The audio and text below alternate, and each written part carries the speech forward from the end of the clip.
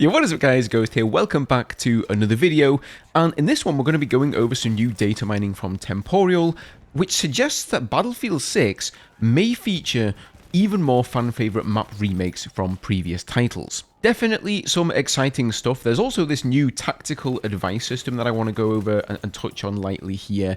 So without further ado, let's just jump in. As always, if you guys enjoy the content here on the channel, make sure you're subbed up. Lots more to come on Battlefield here in the future, so you don't want to miss out on that, right? And as always, thank you guys for the ongoing support. So the Battlefield Labs playtesting weekend is over. There was a 72-hour test that took place this weekend, and I have seen a lot of you posting on comments on my video, posting on Reddit, posting on X, and all around the internet at your delight of getting into the playtest. So if you got in, I'm happy for you. Good that you had the opportunity to try out the game. And I have to say, the overall perception that I've seen online, because whilst everything is under NDA, of course people are going to still talk about it, has been a positive one. So that's really, really good. You know, I think if the community at large they've not forgiven DICE, you know, they haven't forgotten the sins of the past, so to speak, but if they're at a point where they're saying, you know what, this actually looks pretty good, I'm open to this, as long as DICE don't make any big missteps, then they could be onto a winning formula. I'm not saying it's a done deal, I'm not saying that you should run out right now and pre-order the game, not that you can, but it does look like things are going in the right direction. So that's finally really, really nice to see. However, on a bit of a somber note, I think many people had heard that if you get into Battlefield Labs as a tester, you are in it for the long haul. You're in it forever. You get into every single test. But Battlefield Bulletin just posted this screenshot over on Twitter of somebody having their Battlefield Labs access on Steam revoked, and the product was removed from their account.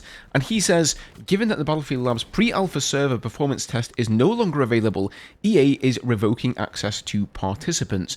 The key can no longer be used, so you won't be able to play in future tests unless you're selected again through normal means. You're placed back into the pool. So unfortunately, that means that if you were one of the lucky ones who got to take place in the testing this weekend, that doesn't guarantee you access to all of the future tests. You're basically going to have to be selected for that on an individual basis. It sounds like it's almost like it's a different pool of players that they're pulling from there. But nevertheless, it was at least nice that more people got the chance to try it out. So then, on to this data mining from Temporal. So a couple of videos ago, I went over a lot of the details in the Battle Royale and all of the aspects of how that is going to work, again from Temporal. I will link that video in the corner because he also found out that Operation Firestorm is likely going to see a return in the new Battlefield game as probably some sort of a remake or a remaster. As always though guys, take all of these data mines with a pinch of salt. They may not necessarily come to the game, even though they are in the files. There were things found, for example, in the Battlefield 2042 files that never came to fruition, so just bear that in mind. But this is what he's found. He says, propaganda might return in Battlefield 6, reimagined in Bulgaria. So Battlefield Labs files hint at a setting shift as seen with the Operation Firestorm remaster in Turkmenistan, which could still deliver Cold War architecture, brutalist landmarks, and Eastern Bloc winter vibes. So for anybody who remembers propaganda, this was from one of the DLCs of Battlefield 4.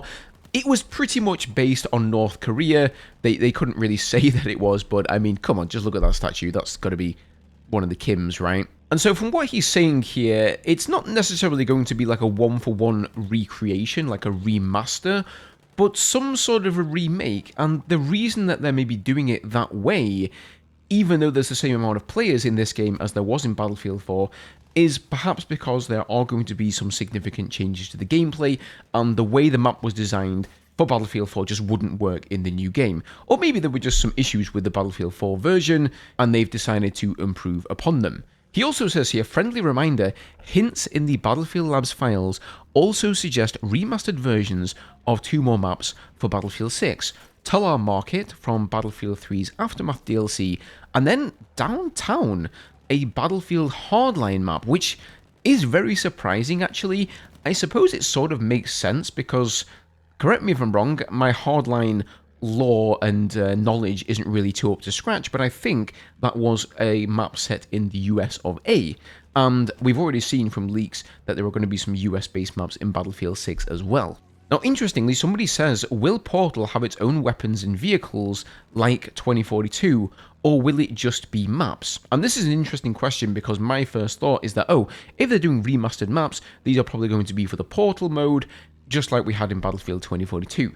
But Temporal actually says, as of now, Portal doesn't appear to feature exclusive maps, weapons, or vehicles. And his speculation on this is that he expects it to be a fully integrated system in Battlefield 6, focused on advanced tools for building and hosting custom experiences and without the era or the older titles aspect. I honestly love this. I feel like there was sort of a divide between the Portal maps in Battlefield 2042 and the All-Out Warfare maps, and as time went on, we saw DICE reintroduce, I suppose, some of those maps into the All-Out Warfare in order to flesh out that mode a little bit and give us a more diverse map pool. So I think they've learned their lesson there. If they're going to do remastered maps, just like in games prior to Battlefield 2042, they're just going to have them all in one pool and available to everyone. I definitely think that is the way forward. And then from the sounds of this, Portal is hopefully going to be what I imagined it to be for Battlefield 2042. I don't know about you guys, but my initial thoughts were that you could sort of like almost do anything in Portal, maybe even design maps, move assets around on maps, and we could see what the community would be capable of. But then the actual reality of it wasn't really, at least not to me, quite as impressive as I'd expected. We did see some very interesting game modes coming out of people. We saw like a payload game mode. We saw test ranges that were created, to be honest, mostly through necessity, because DICE were too lazy to include one in the game for themselves. But it always left me thinking, what could the community do then if they had even more diverse tools at their disposal? Okay, just quickly to end on here, I wanted to go over this tactical advice system that Temporal has tweeted out here, that he's data mined once again from the latest Battlefield Labs build this weekend. So he says, an automated tactical advice system may be coming to Battlefield 6. It serves as a fallback when no active squad order is set, letting players earn squad benefits and personal rewards. Squad leaders can override this advice at any time by setting their own orders. So any of the orders that you would regularly issue in a game saying, hey guys, let's go and attack this flag, you complete that order and you get some points for it. If you don't have a squad leader who was completing those orders, in Battlefield 4 at least, it would pass the buck to somebody else, and hopefully they would give the squad orders, but a lot of the time they wouldn't. So it sounds like this system is going to come in and automate all of that if nobody in your squad is actually doing their role as the squad leader. So, setting squad orders. As a squad leader, you can set squad orders to better coordinate your team's efforts on the battlefield. Tactical advice. If your squad is without a squad order, it will be assigned tactical advice, which you can choose to follow. Squad orders over tactical advice. As a squad leader, you can overrule an assigned tactical advice by setting a squad order on any active objective. So that's great to hear. You know, it's not going to be just stuck there. It only kicks in, it sounds like, if you're not doing anything as a squad leader. Finishing the job. By completing tactical advice or squad orders, you not only help your team, but gain squad benefits and personal rewards. Replacing tactical advice. If your squad is unable to complete an assigned tactical advice, it will eventually be replaced with another.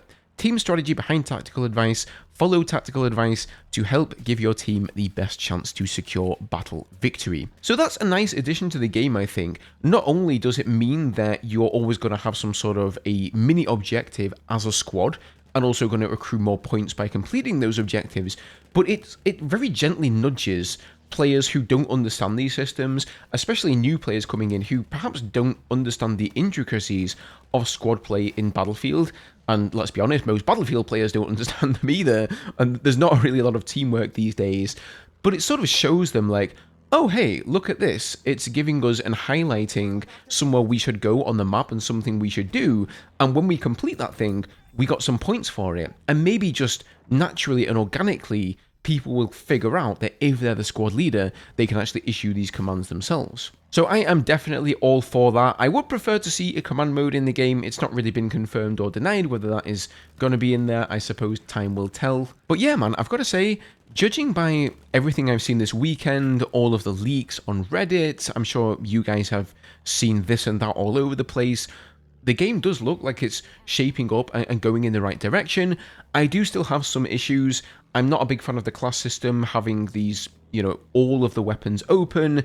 It's not really that much of a gameplay thing for me. It's more of the Battlefield formula just being continually watered down and it losing some of its identity that is, you know, intrinsic to the Battlefield franchise. And then we've also seen some very weird data mines and leaks of stuff like the assault class being able to carry 2 primary weapons, engineers being able to take 2 launchers. I'm not a big fan of that either. However, we have to remember that they are testing these things out in Battlefield Labs, so I think that is a good thing. They're trying these things out. I would rather they try them out now, and then they can see, okay, this was, you know, a bad idea, let's iterate on that, rather than that just be in the game at launch, and us all going, oh my god, what is this ridiculously broken engineer class or whatever? DICE, you need to fix this right away. I'm going to leave it there for today, guys. Let me know your thoughts down below. I'm not going to ask you to comment if you participated in the lab's testing, because that will be breaking your NDA, but, you know, feel free to share thoughts down below. I'm sure you guys will do whatever you want either way. As always, leave a like if you enjoyed the video, subscribe to stay up to date with everything Battlefield, and I'll see you all in the next one.